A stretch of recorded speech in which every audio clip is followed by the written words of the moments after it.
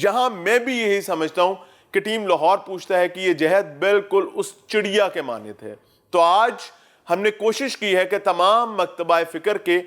علماء اکرام کو on board لیا جائے اور ان کو کچھ سوالات بھیجے گئے ہیں جن کے جوابات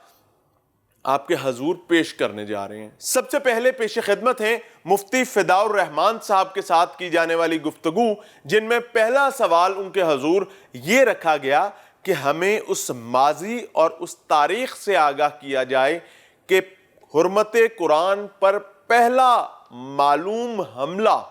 کب ہوا تھا اور اس کو کیسے ہینڈل کیا گیا تھا۔ ان الحمد للہ والصلاة والسلام علی من لا نبی بعدہ قال اللہ عز وجل فی کتاب المجید والبرہان الرشید انا نحن نزلنا الذکر وانا لہ لحافظون۔ معزز سامعین و ناظرین، السلام علیکم ورحمۃ اللہ تعالی علیہ وبرکاتہ۔ اس حوالے سے کوئی ایسا واقعہ تو میرے ذہن میں نہیں ہے، البتہ قرآن مجید خود بیان کرتا ہے وقال الذین کفروا لا تسمعوا لہذا القرآن والغوا فیہ لعلکم تغلبون۔ یہ ان لوگوں کا وتیرہ تھا، اس دور کے جو مشرکین اور کفار جو تھے، وہ یہ چاہتے تھے کہ قرآن مجید کی جب تلاوت کی جائے تو تم شور و غل کرو تاکہ تم غالب آ جاؤ۔ مفتی فداء الرحمان صاحب سے اگلا سوال یہ تھا کہ حرمت قرآن کے حوالے سے دین اسلام کیا کہتا ہے، اور اس سوال کی بنیادی وجہ ایک ریمائنڈر ہے، ریکال کروانا ہے ہر مسلمان کو۔ قرآن اللہ جل شانہ کی صفت ہے اور شاعر اسلام میں ایک بنیادی یہ علامت ہے، اور اس کی حرمت اور عظمت ہمارے لیے بنیادی طور پر بڑی اہمیت کی حامل ہے۔ وَمَن يُعَظِّمْ شَعَائِرَ اللَّهِ فَإِنَّهَا مِن تَقْوَى الْقُلُوبِ۔ ایک چھوٹا سا واقعہ بھی یہاں عرض کر دوں کہ ایک شخص تھا، وہ شخص جا رہا تھا، راستے سے ایک لفظ اسے ملا جو اللہ جل شانہ کے اسماء عالیہ میں سے کوئی اس میں مبارک تھا۔ اس نے اٹھایا، چوما اور سینے سے لگایا کہ یہ لوگوں کے پاؤں کے نیچے آ کے کہیں اس کی توہین نہ ہو جائے۔ اللہ جل شانہ نے اس عمل پر اس کی بخشش فرما دی، اور یہ علماء نے اپنی کتابوں میں اس واقعے کو نقل فرمایا ہے کہ ایک نام کی توہین سے حفاظت پر اللہ جل شانہ جنت عطا کر دیتے ہیں۔ تو قرآن مجید جو الحمد سے لے کر والناس تک ہے، اس کی جو حفاظت کرے گا تو اللہ جل شانہ اسے بھی عطا فرمائیں گے، بہترین بدلہ عطا فرمائیں گے۔ یہی ایک ملین ڈالر کویسچن پیدا ہوتا ہے کہ حرمت قرآن کے حوالے سے کیا وہی احکامات ایک غیر مسلم کے لیے بھی ہیں جو ایک مسلمان پر لاگو ہوتے ہیں؟ تو اس پر مفتی فداء الرحمان صاحب نے کیا جواب دیا، سنیے گا۔ جی بالکل ایسا ہی ہے کہ اگر وہ جانتا ہے کہ یہ تعظیم ہے اور یہ بے حرمتی ہے، اور پھر اپنی نیت سے اگر وہ بے حرمتی کرتا ہے اور توہین کرتا ہے، تو اس کے لیے وہی سزا ہے جو ایک مسلمان کے لیے ہے کہ اگر وہ مسلمان اگر ایسا عمل کرتا ہے تو اس غیر مسلم کے لیے بھی وہی سزا ہوگی جو ایک مسلمان کے لیے شریعت اسلامیہ نے تجویز کی ہے۔ یہی ایک سوال یہ بھی پیدا ہوتا ہے کہ اگر حرمت قرآن پر حملہ کرنے کی ناپاک جسارت کرنے والا شخص غیر مسلم ہو اور رہتا بھی کسی غیر مسلم ریاست میں ہو، یعنی کسی غیر مسلم قانون کے تابع ہو، تو اس حوالے سے دین کیا کہتا ہے؟ تو یاد رکھیے گا کہ وہ غیر مسلم ریاست میں مقیم ہے، جیسے سویڈن کا وہ بدبخت سویڈن میں مقیم ہے، تو اس کے لیے اب ہم یہاں جو ہمارے یہاں جو قانون ہے،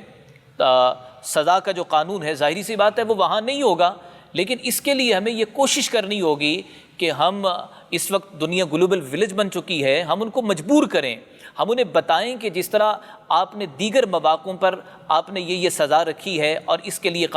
جو ہے وہ قانون سازی کی ہے، تو اس بات پر بھی انہیں مجبور کیا جائے کہ اگر قانون موجود ہے UN چارٹر کے تحت، اقوام متحدہ کے تحت، اس پہ انہیں مجبور کیا جائے کہ ایسے شخص کو سزا دی جائے۔ اور وہ سزا ہمارے ہاں کیا ہے؟ ہمارے ہاں تو سزائے موت ہے، اور ہم مجبور کریں، مسلم حکمران مجبور کریں کہ ایسے بدبخت شخص کو وہ سزائے موت دی جائے۔ اگر نہیں ہے تو اب وہاں جو شخص ہے جو مسلمان ہیں تو وہ کیا کریں گے؟ سوال یہ اگلا یہ پیدا ہوتا ہے کہ پھر مطلب اب وہاں کے لیے، وہاں رہنے والوں کے لیے کیا ہے؟ تو یاد رکھیے گا کہ حدیث مبارک ہے من رآ منکم منکرا فلیغیرہ بیدہ فإن لم یستطع فبلسانہ فإن لم یستطع فبقلبہ وذلک اضعف الایمان۔ آدمی اپنی بساط کے مطابق دیکھے کہ اگر اس کی اپروچ ہاتھ تک کی ہے، ہاتھ سے روکے، اگر ہاتھ سے نہیں ہے تو پھر وہ زبان، اگر زبان کی نہیں ہے تو کم سے کم دل میں برا جاننا، تو یہ تو ایمان کا اضعف ترین درجہ ہے، کمزور ترین درجہ ہے۔ اللہ تعالیٰ عمل کی توفیق عطا فرمائے۔ اور وہیں ایک سوال یہ بھی پیدا ہوتا ہے کہ اگر حرمت قرآن پر حملہ کرنے والا رذیل انسان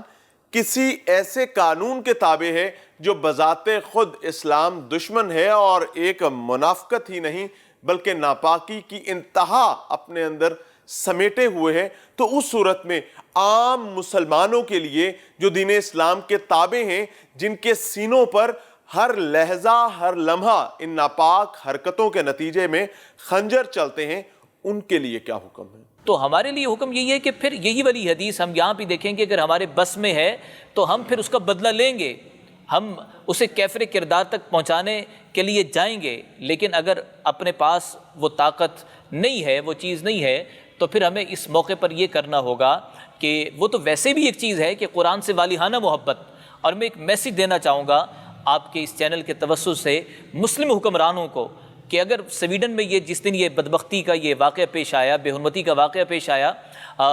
عرب حکمرانوں کو یہ چاہیے کہ وہ اعلان کرتے کہ ہم حفاظ اکرام کو نواز رہے ہیں، ہم حفاظ اکرام کے اعزاز و اکرام میں ایک تقریب منعقد کر رہے ہیں، اور اسی طرح سے پاکستان کی گورنمنٹ کو بھی چاہیے، یہاں کے اداروں کو بھی چاہیے کہ حفاظ اکرام کو پروموٹ کریں، چاہے کہ جو 10-20 نمبر اعزازی نمبر تھے ان نمبروں کو بھی ختم کرنے کے لیے ہم عدالت تک جا رہے ہیں، ہم کورٹ تک جا رہے ہیں۔ ہم خود اپنی طرف دیکھیں کہ ہمارے اعمال کیا ہیں، ہم کیا کر رہے ہیں۔ تو میری گزارشات یہ ہیں کہ ان کے ملک کے حکمران اگر ایسے شخص کو جو ہے وہ اس کی حوصلہ افزائی کریں، اسے تحفظ دیں، تو ہمارے ذمے بحیثیت عوام یہ ہے کہ ہم اپنا احتجاج ریکارڈ کروائیں۔ سوشل میڈیا کا دور ہے، ہم یہاں جو ہے وہ ٹرینڈ چلائیں عظمت قرآن کے حوالے سے، جس پلیٹ فارم تک مجھے رسائی ہے میں اسے استعمال کروں، میں جو ہے وہ قرآن کی عظمت کے ترانے جو ہے وہ سناؤں، قرآن کی تلاوت کروں، قرآن کی تلاوت کے پیغام کو آگے بھیجوں، قرآن کے مطابق عمل پیرا ہونے کی کوشش کروں۔ مجھ تک تو اتنا ہی ہے، اور جہاں تک جب میری بات جس قدر مؤثر ہوگی تو میں اتنی ہی ذمہ داری میں بڑھتا چلا جاؤں گا۔ یہیں ایک سوال یہ بھی پیدا ہوتا ہے جو مفتی صاحب کے حضور رکھا گیا کہ خلافت تو موجود نہیں، تو آج چھوٹی چھوٹی ریاستوں کی صورت میں بسنے والے مسلمانوں کے حکمرانوں پر یعنی ان کے نمائندوں پر کیا ذمہ داری عائد آتی ہے؟ فَكَفَرَتْ بِأَنْعُمِ اللَّهِ فَأَذَاقَهَا اللَّهُ لِبَاسَ الْجُوعِ وَالْخَوْفِ بِمَا كَانُوا يَصْنَعُونَ۔ قرآن اللہ کے انعامات میں سے ایک بڑا انعام ہے، بڑا احسان ہے، اور اس کی ناقدری کے نتیجے میں پھر کیا ہوگا؟ بھوک و افلاس کا ڈر، انجان خوف میں مبتلا ہوں گے، وہ حکمراں ہوں یا مسلم پبلک ہو، ہر ایک کے لیے یہ وعید ہے۔ اللہ جل شانہ سے دعا ہے کہ اللہ جل شانہ اپنی عظمت، اپنے کلام کی عظمت کو سمجھ کر پھر اس کی حفاظت کی توفیق ہمیں عطا فرمائے۔ یاد رکھیے گا، حافظ قرآن کوئی بن سکتا ہے، لیکن محافظ قرآن ہر امتی، ہر مسلمان وہ بن سکتا ہے۔ آئیے حفاظت قرآن کے حوالے سے اپنی ذمہ داریوں کو نبھانے کی کوشش کرتے ہیں۔ اگر میں حکمراں ہوں تو میں اپنی حیثیت کو دیکھوں، اپنی طاقت کو دیکھوں، اگر میں عوام سے ہوں تو پھر مجھے عوامی کردار بھی ادا کرنا ہوگا، اور مجھے مؤثر ترین پلیٹ فارم کو استعمال کرنا ہوگا۔ جتنے جو دنیا کے بڑے ادارے ہیں وہاں تک پہنچ کر حرمت قرآن کے حوالے سے آواز اٹھانا ہوگی اور آواز پہنچانا ہوگی کہ قرآن وہ میری بنیاد ہے اور وہ میرا ایمان ہے۔ وما علینا الا البلاغ المبین۔